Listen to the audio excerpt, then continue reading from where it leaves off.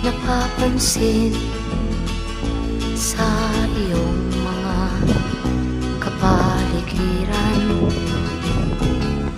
Kay dumi na ng hangin, pati na ang mga ilog natin. Hindi nga masamang pag-unlad at malayo-layo na rin ang ating narating. Ngunit masdan mo ang tubig sa dagat, dati kulay asul, ngayon'y naging itim.